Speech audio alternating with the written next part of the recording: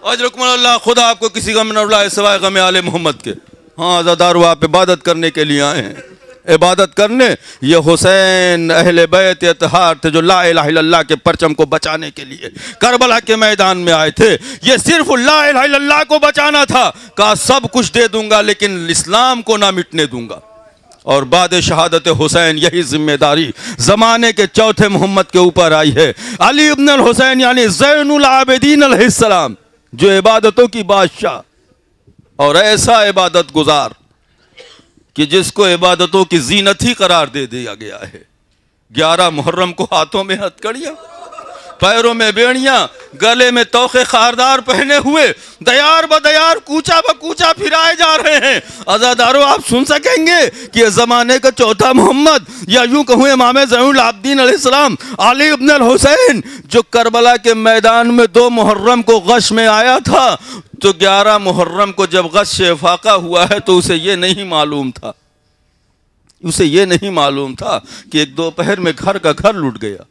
सिर्फ 3 मरतबा गश होश में आए हैं और वो 3 मुकामात सुन ले, मैंने मजलिस को तमाम कर दिया। वो 3 मुकामात कौन से हैं? पहला वक्त वो था कि जब इमाम हुसैन रुखसत आखिर के लिए आए हैं, और एक मरतबा इमाम हुसैन की आंखों से आंसू निकला और रुखसार सैयद सज्जाद पे गिरा है। अली इब्न अल हुसैन के रुखसार पे जब वो अश्क आया है तो इमामत के अश्क की हिद्दत से आंखें खुल गई और बाप की आंखों में आंसू देख के कहते हैं, बाबा जान आपकी आंखों में आंसू, आपकी आंखों में आंसू। अंसार कहाँ हैं, असहाब कहाँ हैं, और मोहम्मद कहाँ हैं, कासिम कहाँ हैं, अली अकबर कहाँ हैं, चचा अब्बास कहाँ हैं? ये एक एक का पूछना बताता है कि घर में लाशें आते रही लेकिन सैयद सज्जाद को होश ना आया। खुदा आपको किसी गम न रुलाए सिवाय गम आले मोहम्मद के।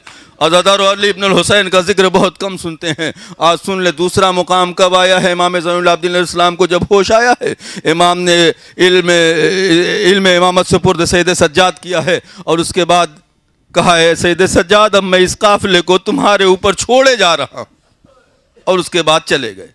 दूसरा वक्त वो था कि जब खैमों में आग लगे, दूसरा वक्त वो था कि जब एक मरतबा ज़मीन करबला लर्ज़ा मांदाम हुई, आसमान से खून की बारिश होने लगी, सियाह हदियाँ चलने लगी, फरात का पानी नेज़ों उछलने लगा, तो जनाब ज़ैनब ने आके सैयद सज्जाद को झिंझोड़ा है, बेटा सैयद सज्जाद आसमान से खून की बारिश हो रही है, ज़मीन हिल रही है, बेटा सैयद सज्जाद क्या आसार क़यामत नमूदार हो गए हैं? सैयद सज्जाद ने कहा, ए पुप्पी अम्मा ज़रा खैमे का पर्दा हटाइए। पर्दा हटा। अरे खुदा किसी बेटे को मंजर ना दिखाए। क्या देखा? बाप का सर नोके नेज़ा पे बुलंद आवाज दी, अस्सलाम अलैका अबा अब्दुल्लाह, अस्सलाम अलैका या इब्न रसूलुल्लाह।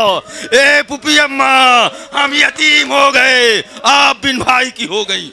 और तीसरा मुकाम कौन सा था अज़ादारों? जब खेमे जल गए, असबाब लुट गए, चादरें छिन गई, तो जनाब ज़ैनब ने कहा, ए सैयद सज्जाद, सर पे रिदा नहीं है, छत जल चुकी है, बताओ खेमे में जल के जान दे दें या खेमे से बाहर निकले। आवाज दिए, पुप्पी अम्मा जान का बचाना लाजिम, खेमे से बाहर निकले। अरे वो बीबियां जिनके बाल कभी चश्मे फलक ने ना देखे हो, वो बीबियां कैसे खैमे से बाहर निकली? अरे बालों को चेहरे पे डाला, खैमे से बाहर आई। हमीद इब्न मुस्लिम रावी है, वो बयान करता है कि मैंने देखा एक बीबी जलते हुए खैमों की तरफ बढ़ती थी, वापस पलट जाती थी, फिर बढ़ती थी, फिर वापस पलट जाती थी। मैंने चाहा कि बढ़ के पूछूं, ए बीबी आपकी कोई कीमती चीज तो नहीं रह गई है कि बीबी जलते हुए शोलों में दाखिल हुई? जब वो वापस पलटी तो मैंने देखा एक नहीं फोलागर, अरे लेके आई हैं,